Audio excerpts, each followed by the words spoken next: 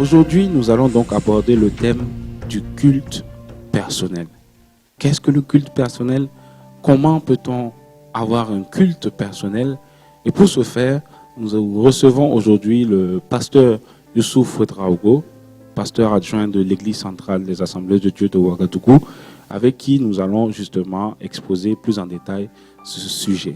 Bonjour, pasteur. Bonjour. Oui. Merci pour l'occasion qui m'est donnée de partager quelque chose avec les frères et sœurs.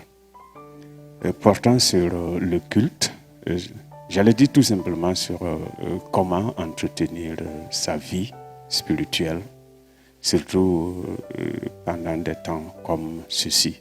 Normalement, on devrait pas, ça ne doit pas être l'objet d'un sujet particulier, on ne devrait pas chercher à en parler, puisque normalement, c'est une vie quotidienne chez le chrétien que de s'entretenir avec Dieu. Et cela, il y a plusieurs situations. Il y a ce qu'on appelle un culte personnel, comme son nom l'indique, est une affaire personnelle entre l'enfant de Dieu et son Père qui est dans les cieux. Et dans cette relation, il y a des éléments, beaucoup d'éléments qui entrent en ligne de compte. Et normalement, cela devrait être fait par un individu et seulement pour un individu. Et je voudrais donc parler rapidement sur ce sujet. Comment, pourquoi, comment et quels sont les éléments fondamentaux d'un culte personnel et quel bénéfice y a-t-il à tirer dans un culte personnel si on remplit les conditions. D'accord, très bien. Merci, pasteur. Alors, sans tarder, nous allons rentrer dans le vif du sujet. Est-ce qu'il y a un fondement biblique à avoir un culte personnel? Est-ce que dans la Bible, quelque part, c'est institué que nous devons avoir un culte personnel? Bien sûr qu'il y a nécessité. La Bible l'enseigne. La Bible dit que l'enfant de Dieu, que ce soit dans l'Ancien Testament ou dans le Nouveau Testament, devrait avoir une relation permanente avec Dieu. En fait, si le Seigneur a dit que son Fils, quand il viendra sur la terre, sera appelé Emmanuel, voudrait dire tout simplement Dieu avec nous. Dieu a toujours voulu communier avec ses enfants, avec sa création. Et le moyen le plus sûr de demeurer dans cette relation, c'est la cultiver. Une fois qu'on l'a eue au départ, on la cultive, on l'entretient obligatoirement. Regardons ce que Dieu a donné comme commandement dans l'Ancien Testament.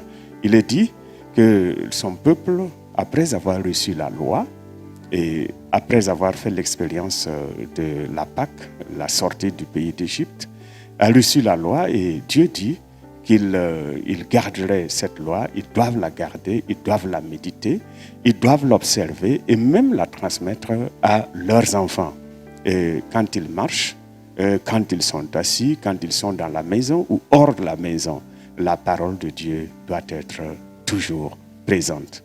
Et Jésus n'a pas dit le contraire, puisqu'il dit gardez mes paroles. Et si vous gardez ma parole, vous demeurez en moi. Et si vous demeurez en moi, alors vous demeurez aussi dans le Père. Et vous pouvez demander ce que vous voulez. Et la chose vous sera accordée. Donc, cette communion, en fait, on ne peut pas parler de communion avec le Seigneur sans culte, sans la parole de Dieu, sans culte, une relation personnelle avec Dieu à travers la lecture, la méditation et la prière adressé au Seigneur.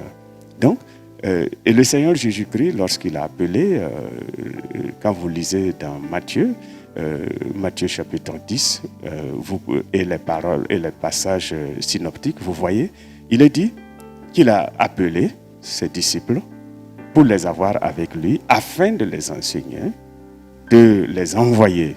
Donc, il veut les avoir avec lui. C'est important. Cette communion ne peut pas, elle ne fait pas l'objet de débat, elle ne fait pas l'objet de discussion. D'accord. Autrement dit, le culte personnel, c'est la relation que nous avons avec Dieu, c'est notre communion avec Dieu. Et comment justement avoir et entretenir cette communion personnelle avec Dieu? Est-ce que c'est juste en allant à l'église, en participant pendant les chants, les dîmes et offrandes, ou bien même de façon, on va dire, individuelle, comme vous l'avez dit, puisque c'est personnel, on le répète. Comment on peut arriver justement à entretenir et à avoir un culte personnel? En fait, j'allais dire que pour moi, le culte du dimanche est une mise en commun de la vie spirituelle, de la communion que chacun des membres de l'Église a vécu tout au long de la semaine. C'est pourquoi on parle de culte dominical. Donc, à l'occasion du culte dominical, tout le monde se retrouve, chacun apporte sa flamme et puis et on adore ensemble le Seigneur. On vient offrir, on fait une mise en commun de cultes, de différents cultes, aussi nombreux qu'il y a des membres dans l'Assemblée à notre Dieu. Donc le culte du dimanche, en fait, c'est un rassemblement. C'est la mise en commun de tous les cultes personnels. Cela devrait l'être. Malheureusement, comme nous le voyons souvent et nous le déplorons, il y a des chrétiens qui ne sont que... En fait, ils n'ont de culte que le culte du dimanche. D'ailleurs, eux-mêmes n'ont pas de culte. Ils viennent s'asseoir comme des spectateurs. Et ce sont les autres qui apportent leur culte. Et eux, ils n'ont rien apporté. Et c'est ça qui fait aussi la différence dans les assemblées. Lorsque les gens sont venus sans préparation et tout au long de la semaine, ils ont oublié Dieu. Ils n'ont pas eu une relation personnelle avec le Seigneur. Ils n'ont pas lu la parole, ils n'ont pas prié. Et puis subitement, dimanche matin, ils apparaissent dans la salle. Mais ce sont eux en général qui constituent la lourdeur, la partie lourde du culte. Puisque le temps qu'il démarre, eh bien, c'est déjà la fin de l'heure. Normalement, on devrait pouvoir on doit venir avec quelque chose, avec une expérience d'une semaine dans son cœur. Très bien, merci. Donc, nous devons nous préparer chaque semaine, chaque jour, pour pouvoir participer au grand culte du dimanche. Mais comment se préparer concrètement en semaine? Comment moi, qui m'intéresse justement à la Bible, qui m'intéresse à la révélation de Dieu, je peux approfondir et créer mon culte personnel? Merci. En fait, un culte personnel qui est indispensable à la vie, à l'expression de notre vie chrétienne, eh bien, doit être vu comme un essentiel dans notre vie. Nous n'avons pas d'autre solution que de vivre. Regardez dans Jean chapitre 15, le Seigneur Jésus dit, « Sans moi, vous ne pouvez rien faire. » Il dit, « Je suis le cep, vous êtes le sarment. » Tout sarment qui est en moi, c'est-à-dire, en d'autres termes, tout sarment, celui qui s'appelle chrétien et qui ne porte pas de fruits, eh bien, il est coupé, jeté. Et ça, c'est très important que les enfants de Dieu voient les choses de cette manière. Il faut qu'on cesse de jouer avec notre salut. Nous ne pouvons pas garder notre salut sans un culte, sans une relation personnelle avec Dieu. Et quand on parle de culte, c'est-à-dire que le culte est une adoration. Quand Dieu réclame que ses enfants lui offrent un culte, eh bien, Dieu veut qu'on l'adore. Et nous sommes des adorateurs et nous devons l'adorer en esprit et en vérité. Et cette adoration ne doit souffrir d'aucune interruption. Ce qui fait qu'on a déjà une base pour la permanence, pour la périodicité d'un culte personnel. C'est-à-dire, un enfant de Dieu, dans la journée, pendant 24 heures, doit être un adorateur qui est attaché à Dieu, qui veille sur sa relation avec le Seigneur, qui veille sur la qualité de sa communion avec Dieu et qui adore Dieu en toutes circonstances, en tout lieu où il se trouve. Maintenant, lorsqu'il est dans cet esprit, lorsqu'il garde cette communion, il en fait son souci majeur, sa préoccupation de la vie de tous les jours. Eh bien, il arrive, normalement, il arrête à un moment donné dans la journée, que ce soit de nuit ou de jour, il trouve un temps pour s'asseoir dans la présence du Seigneur, il consacre un peu de temps et il va donc lire la parole de Dieu, lire un texte biblique, à son choix peut-être, ou sur l'inspiration, parce que de toute façon, il y a des guides d'études bibliques, etc., etc. Et il peut avoir Dieu dans sa communion avec lui, peut lui inspirer un texte qu'il va lire, parce que Dieu voudrait lui parler à travers ce texte. Et ce n'est pas, il y a lieu ici de souligner que normalement, on ne doit pas avoir peur de relire le même texte. Même 100 fois, on le relira. Si nous avons été conduits par le Saint-Esprit à le lire, eh bien, Dieu va nous apporter encore une certaine lumière à travers ce vieux texte que nous avons lu et relu. Alors, donc, on lit un texte au choix, ou sur inspiration, et puis on prend le temps de méditer. Et c'est là où souvent les gens n'ont pas le temps, là où il y a des difficultés. On ne sait pas méditer. Parce que la méditation suppose qu'on lise le texte, qu'on pose des questions au texte, des questions sur les personnages, sur l'auteur, et des questions sur les recommandations, des questions sur notre vision de la chose. Comment est-ce que j'ai vécu par rapport à cette parole que j'ai connue déjà longtemps, et est-ce que j'ai obéi, etc., etc. Donc, on fait on médite. Et ensuite, quand on a médité, il y a une réaction naturelle qui doit suivre, qui va consister en un temps de prière. Parce que quand on fait une introspection, on lit, c'est vrai, on lit son cœur, on lit son état, mais on réagit, on doit réagir. Et cette réaction, puisque Dieu nous aura parlé, eh bien, nous allons répondre à Dieu à travers notre prière pour nous-mêmes, pour un meilleur lendemain, une meilleure journée. Nous allons demander la grâce de Dieu pour obéir davantage, pour jouir d'une meilleure communion avec lui. Et si on a d'autres besoins que nous pouvons présenter à Dieu, alors c'est le moment. Donc, un enfant de Dieu marque sa vie de tous les jours doit être marquée par un temps de lecture, de méditation et de prière. Et c'est ce qu'on appelle tout simplement un culte personnel. D'accord, très bien. Merci, pasteur. Donc, le culte personnel est quelque chose d'actif. C'est-à-dire que Dieu nous parle et sous l'action justement de Dieu, nous réagissons, non seulement par la lecture, mais aussi par la prière. J'aimerais que vous puissiez revenir, si possible, sur les éléments constitutifs du culte personnel. Je commence comment? Est-ce que c'est par le chant comme à l'église ou bien je commence par la prière? Comment je fais pour aller lire tel verset? Ou est-ce que je prie pour ça? Est-ce que je prends une inspiration? Quels sont les éléments constitutifs qui me garantissent à 100% que mon culte personnel est bien conduit? Il convient donc de dire que même l'environnement, le lieu donc compte, le choix du lieu. Si vous voulez faire votre culte personnel, et puis vous allez au grand marché, et vous êtes entouré, assailli par tous les bruits, eh bien vous ne remplissez pas les conditions. Parce qu'à ce moment, vous allez être perturbé. C'est-à-dire qu'il faut que vous soyez dans... Un choix doit être fait.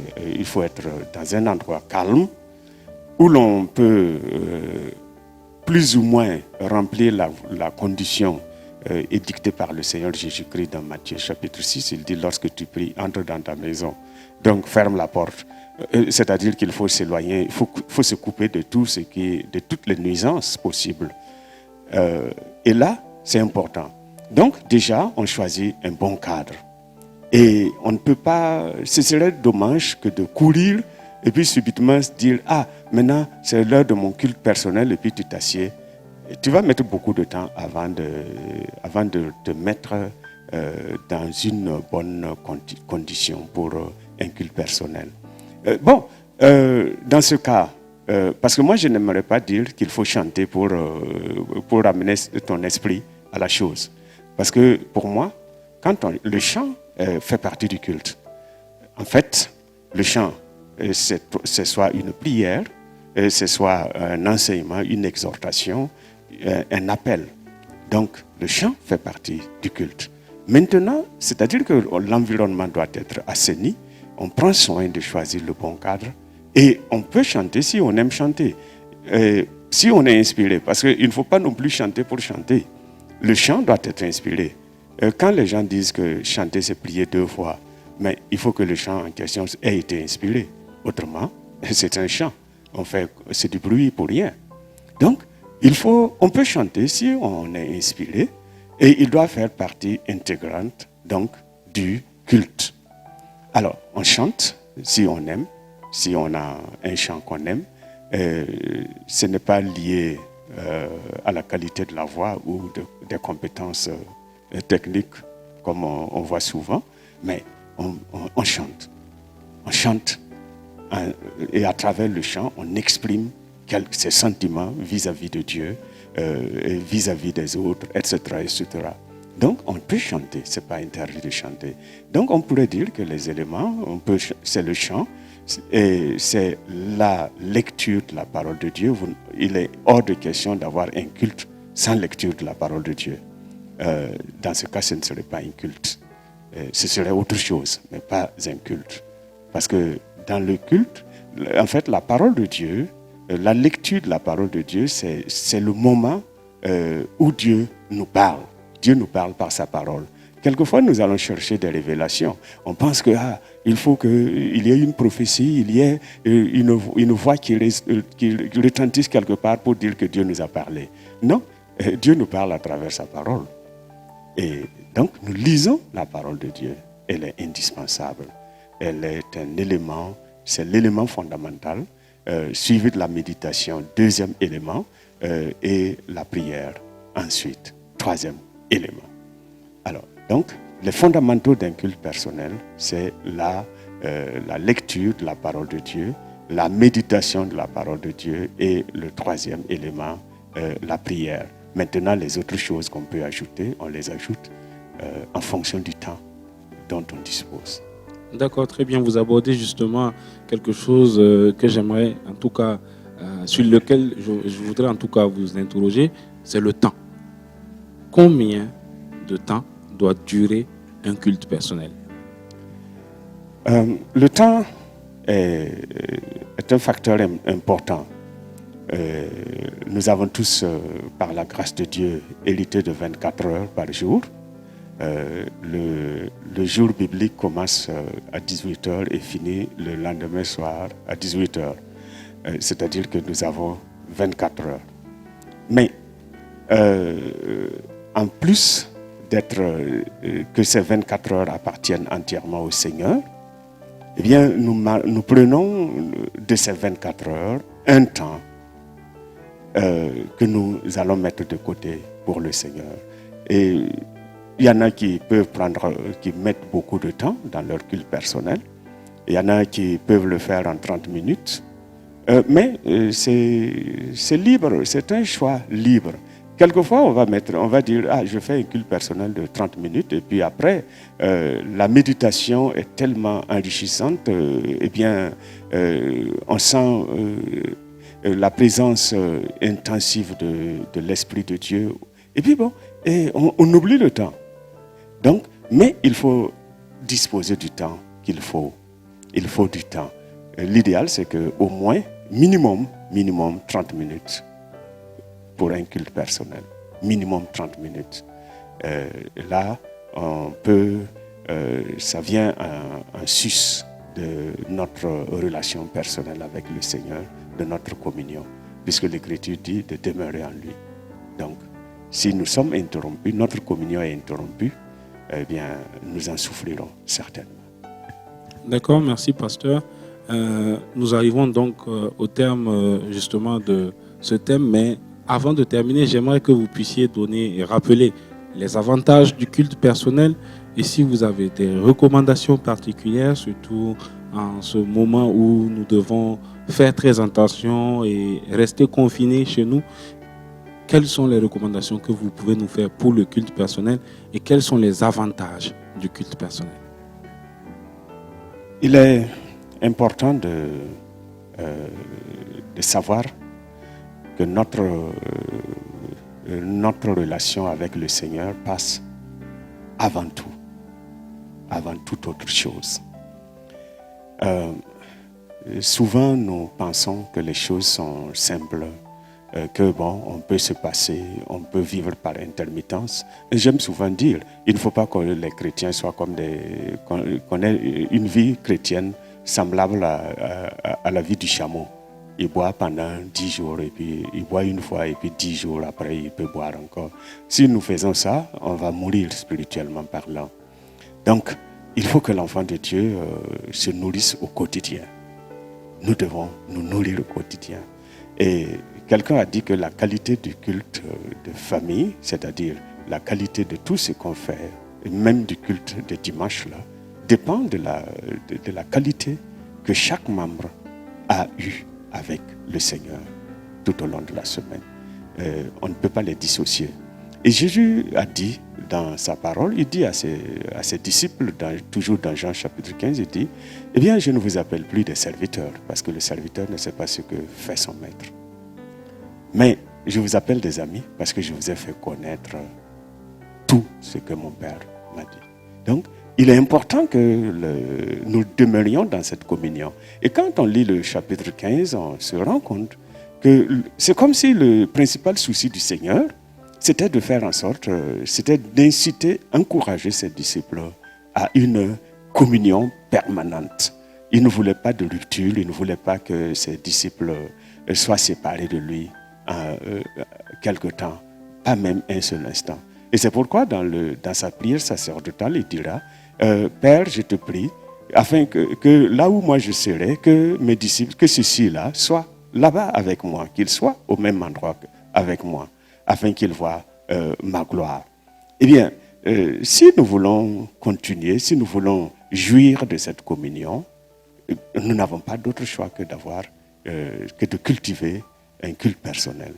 Un culte personnel qui nous permet d'adorer, de demeurer dans la communion avec le Seigneur et de nous nourrir à sa source, de l'entendre nous parler et de pouvoir lui parler aussi, de réagir à ce qu'il nous dit, de répondre quand il nous parle.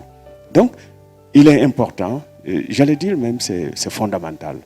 Et même si nous voulons avoir une bonne communion fraternelle lors du culte du dimanche, eh bien, il faut que chacun s'y mette, que chacun prépare son culte à la maison. Pas seulement dimanche matin, mais que chacun prépare son culte tout au long de la semaine. Regardez ce que l'apôtre Paul écrit aux Corinthiens. Il parlait de l'offrande. Il dit que chacun doit mettre au cours de la semaine, chacun, dès le premier jour de la semaine, qu'il mette de côté, à part ce qu'il veut apporter dans la maison de Dieu. Donc, c'est-à-dire que c'est un travail quotidien. Nous comptons 6 jours, du lundi au samedi, et on dit, bon, c'est bon. On attend samedi pour se précipiter, ou dimanche. Il y en a même qui ne se préparent pas du tout. Mais on devrait avoir entretenu une bonne relation avec le Seigneur. Et c'est vital. Le sarment coupé du cep sèche et est jeté dehors. Et ne sert plus qu'à être brûlé. Donc, rien que ce verset devrait nous interpeller quant à l'importance vitale, que j'allais dire, du culte personnel. Nous sommes des adorateurs, et pas seulement lorsque nous sommes ensemble. Et surtout par ces temps qui courent où il y a les grands cultes sont suspendus. Je crois que ceux qui avaient un culte personnel devraient redoubler d'efforts et ceux qui n'en avaient pas du tout devraient apprendre à l'instituer dans leur vie de tous les jours pour pouvoir tenir sur la route désertique que nous connaissons actuellement, en attendant qu'on puisse se retrouver les dimanches. Merci. Merci, pasteur. Merci d'avoir pris de votre temps pour nous parler du culte personnel. J'espère que vous avez beaucoup appris sur le culte personnel, comment ça fonctionne et comment nous pouvons, nous, en tant que chrétiens, justement rester attachés à Christ à travers le Christ et à travers le culte personnel. Merci à tous d'avoir suivi cette courte vidéo. Nous reviendrons encore avec d'autres vidéos sur d'autres thèmes. Et merci, pasteur, d'être venu et d'avoir participé à cette émission. Je vous donne rendez-vous dans la prochaine vidéo. N'hésitez pas à laisser vos questions en commentaire. Nous reviendrons. Pasteur, si vous avez un Merci. Merci. Que Dieu nous bénisse. Merci. Que Dieu vous bénisse et que Dieu nous protège et que Dieu bénisse le Burkina Faso. Merci.